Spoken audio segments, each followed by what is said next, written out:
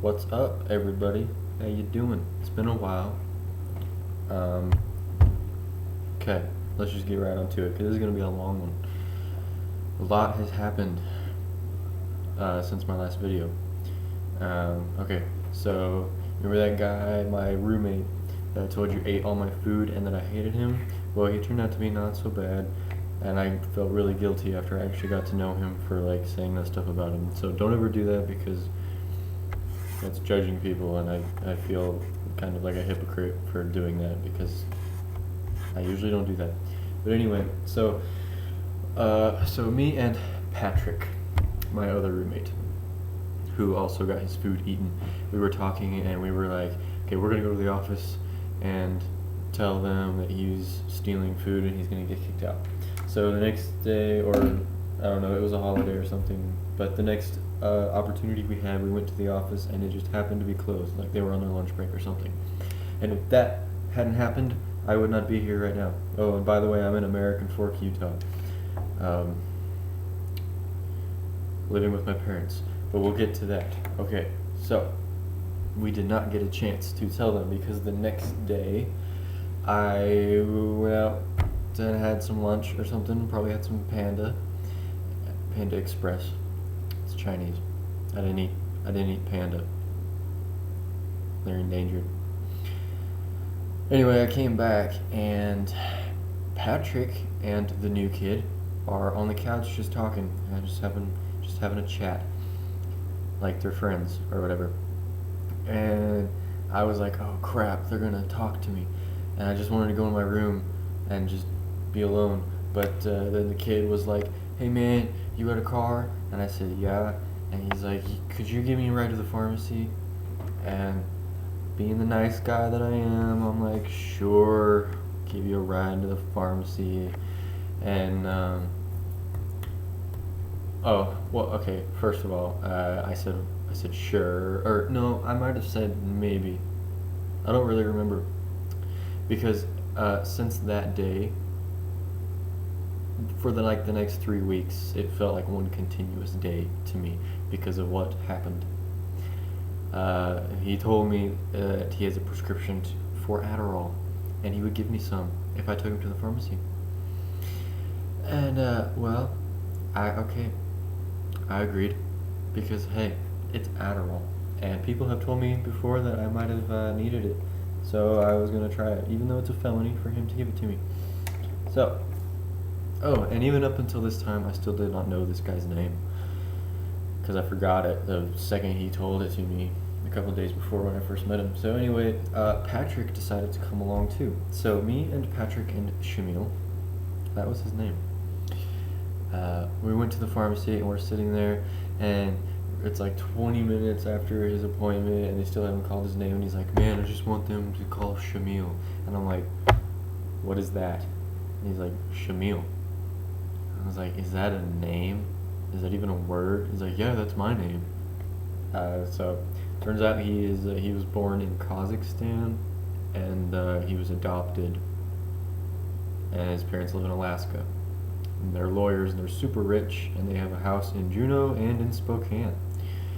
So anyway, we ended up getting the Adderall. He gave me and Patrick some, and we went insane. It was crazy. Everything was like super interesting, and I wanted to start all these new projects, and everything was like awesome, and I just wanted to do a million things at once, and it was just really cool. Well, anyway, Shamil was at the apartment, and me and Patrick went to go do something. I don't remember what it was, but we came back, and on our way back, Patrick is like, wait, man, I need some beer. And so I took him to some gas station or mini mart, and he bought like a 24 pack of Coronas or something. It was his. It wasn't for me and Shamil. Just clear the air about that. So anyway, he took the oh, and by the way, there's no alcohol allowed in the apartments. So he drank all of them except 2, and he left those in the fridge that we all use. It's public space.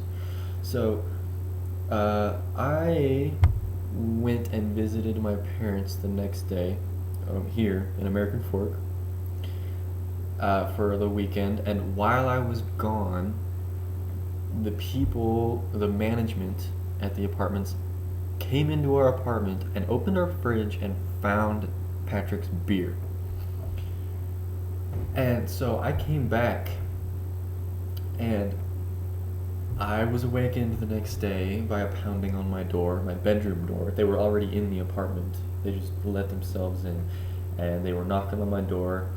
And I opened it up, and there's a guy, he's like handing me a paper. He's like, "You've been served," or whatever. And it was like, I either had to pay like $200 or get out in 3 days because they found alcohol and we were being evicted or fined.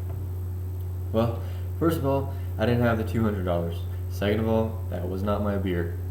And so, and all of us got it. There was also this other guy, Nathan, who works graveyard. I think I told you about him. We never see him. He's like a Mormon. He's a straight up kid. And he had nothing to do with it at all. But he was getting fined too. And so was Shamil and Patrick. So all of us were like trying to think of a way to get around this and everything. And I went to the office. Me and Shamil went to the office together. And we're like, hey, this was not our beer. We had nothing to do with this. We're refusing to pay this. And they're like, it doesn't matter because it's in your contract. If it's found in a public place, then you're all responsible for it. And there was like no way we could get around it. So me and Shamil and Nathan all went up to Patrick and we said, hey, if you go and fess up to this and just take all the blame, then we will help you with the fine because we really don't care. Just the fact is that we cannot pay for this and it wasn't our fault anyway. But if we don't pay it, then we're getting kicked out for something that you did. And so we're trying to help you out. If you just go and take the blame, then we'll help you with the fine, and then none of us have to get kicked out, and everything's good. And Patrick's like, okay, yeah, sounds good. Now, before this, I thought Patrick was a cool guy. It has made me question my judge of character. Because the next day, he went to the office and told them that it was Shamil's beer. And so all of us got our fines taken away, except for Shamil. And Shamil didn't even get fined. He just got a 3-day notice to get out. And that was totally unfair because it was not Shamil's beer, it was Patrick's. And the next day, Patrick left because Shamil went up to him and just like started casually talking to him about that. And he ended up getting him on recording admitting that it was his beer. And he told him that he was recording, so it was legal. Shamil took that recording to the office, and the office is like, well, we can't do anything about it because you still caused us so much trouble, and you were like spitting sunflower seeds in the clubhouse and all this crap. And so Shamil ended up still getting evicted. But then Patrick got all scared, so he left the next day because he was afraid that he was going to get a distribution of minors, even though we didn't drink it, but still. So he left, and then, okay. So, the day Shamil got evicted, we're clearing out all his stuff and everything. He's got nowhere to go at all. He doesn't want to go back to Alaska because once you're in Alaska, you're pretty much stranded there, I guess. Because, I mean, it's way out of the way. In Juneau, there are like literally no roads that lead to it. You either have to boat in or fly in or hike over a mountain. And so he decided that he was going to camp out by the river. It's like a mile down from the apartments, and just camp out in a tent until he could get a job. And then me and him were I was gonna move out, and we were gonna get a place together. We were gonna save up, and then we were both gonna go to Alaska, or possibly Moab, or just somewhere. But we had just decided that we hated St. George. We were not happy there, and we were just gonna leave. So we went down to this place by the river. We found this big grove of trees, and we like hacked out a place right in the middle of it, and put up a tent. You couldn't even tell it was there. It was really cool. We found an old mattress in some alley that was really clean. Actually, he used it, just shoved it in his tent, and just being supportive. I spent the night with him in that tent the first night, and then like halfway through the night, he's like, "This sucks. Let's go." And we snuck him back into the apartment and got him a bed. And then like an hour later, we're both asleep and we hear the door open and it's management and they're coming in to like check the rooms. And I like text Shamil, I'm like, holy crap, get out because they're here. And if they find him, then they're gonna arrest him because that's trespassing. So he gets all mad at me for some reason. Like I didn't have his back or something. And it was like this big of a misunderstanding because I told him to leave, and then like he thought it meant that he was just like I was throwing him under the bus or something like that. But anyway, he left. He like ran down to his tent, and then I went after him after management left, and he's like, "Screw this man! I'm going to Alaska today." And he calls his dad. His dad buys him a ticket, and Shamil says, "You're driving me to Vegas." And I'm like, "Hell yeah, I'm driving you to Vegas." And so we went to Vegas that night. Totally unexpected trip. He paid for. Uh, we had some Chinese before we left. Paid for that, and then he paid. He filled up my tank before we left. We went to Vegas. He missed his flight, and the next one didn't leave until the next day. So we spent the night in Vegas, but we were broke. We had no place to stay, so we literally walked around Vegas, went through all the casinos and everything, met some really creepy people, and it was scary. I can't believe I did that. I now hate Vegas. Um, Anyway, we did that until the sun came up, and then I took a short nap in my car while we waited for his flight, and then his flight came, and I dropped him off at the airport, drove home, and then thus started everything, because if that hadn't happened, then I wouldn't be here, because I met this kid Travis through Shamil, who was a heroin addict, and through Travis I met Rose, who was also a heroin addict. And through Rose, I met Shelby and Ashley. Shelby did heroin, but I don't think he was addicted. He doesn't do it anymore. So, anyway, Travis, okay, he was kind of homeless, and I let him stay at my apartment. I let him sleep on the couch. And so then all of his friends started coming over, and I started meeting a whole lot of people, and Rose started coming over, I started hanging out with her, and then I started hanging out with Shelby and Ashley a lot. And all this time, Shamil up in Alaska is like, you need to move here because that's awesome, and you can make like $10,000 in like 3 months on a fishing boat or whatever. And I was like, yeah, I'm gonna go to Alaska. Like that was a plan. I'm gonna go to Alaska because it's awesome, sounds cool. I know people up there. And I am not happy in St. George. I'm not doing anything. I'm not in school. I hate my job. I'm not progressing in any way. Why am I staying here at all? There's no reason for me to stay. So I was going to go to Alaska, and I was making preparations for it. Everything. I was going to sell my car, buy a ticket, and just get out. So I quit my job, and that was a mistake because then I wasn't planning on staying in my apartment very long.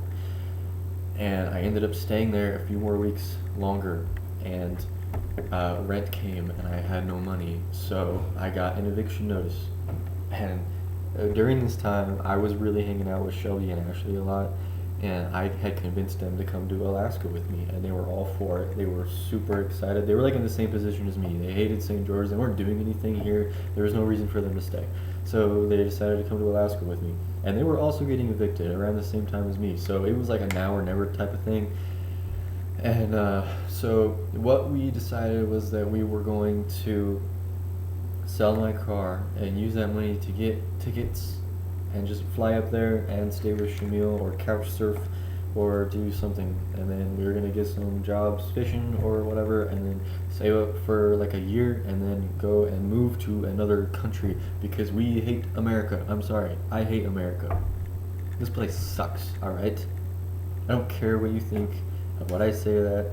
Sorry family, sorry all my relatives who died defending this country. You know what? A lot of people died defending Nazi Germany too. Anyway, so we took my car to get it like appraised or something at some dealership, and it was they're like finding a whole bunch of problems with it, like the alternator's going out, the tires wouldn't pass inspection and everything. We would have got like $1,500 for it max. It's worth $4,000. We could have taken that and left the next day, but we decided that we could have got more, so we didn't take the deal, and that's what screwed us because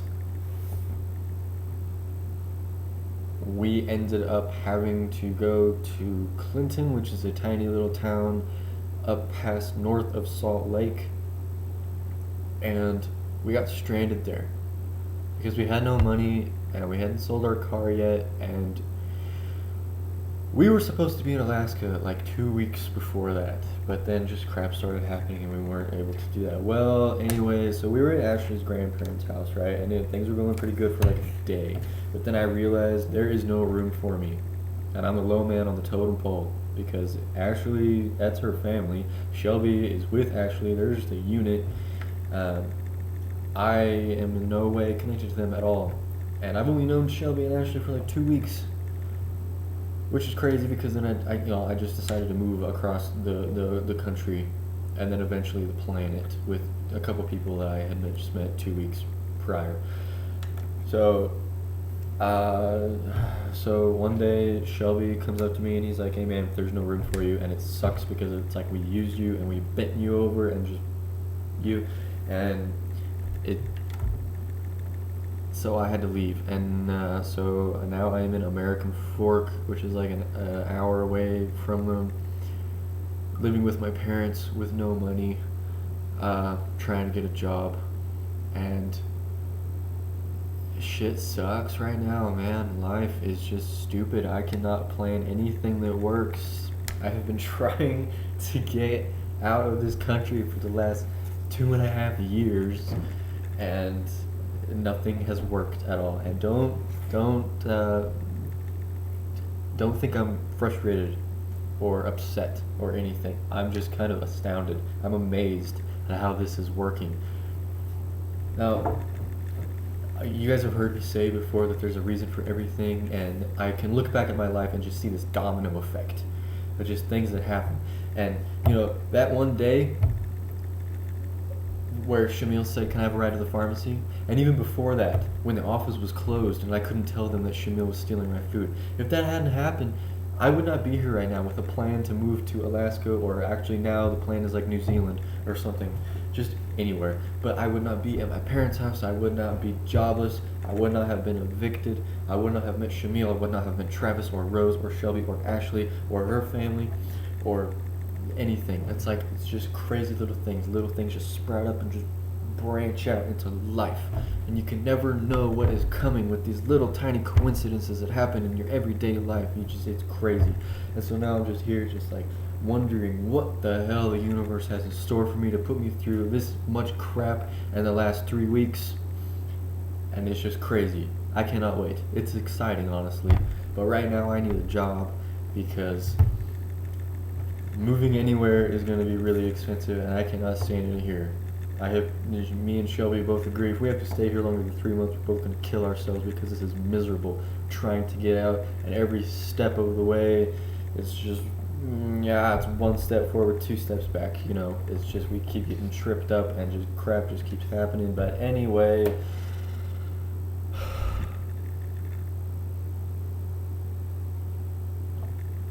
Shout out to Ricardo and Dor and Koa,